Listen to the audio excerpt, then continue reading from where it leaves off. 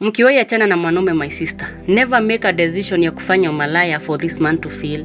Make that decision for your own interest, because let me tell you one thing. Kama kuna kitu huu inamaliza mwanaume interest ya dem, ni once mwanaume ameanza kukuspot na wanaume different. Leo amekuona na huyu, kesho amekuona na huyu, kesho kutwa amekuona na mwingine.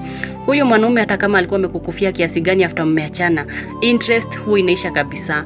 Huyu mwanaume hata kama alikuwa kurudie, interest ya kukurudia huu inaisha kabisa.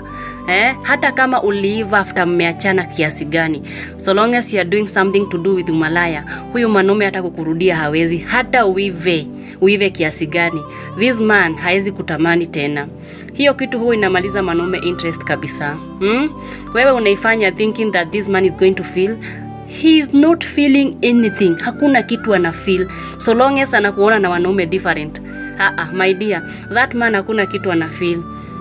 Wewe kama ukijua hakuna kitu mwanaume ana feel. So mkiachana na mwanaume, fanya umalaya for your own interest, si kufilisha mwanaume. At least leo nimewaambia hiyo.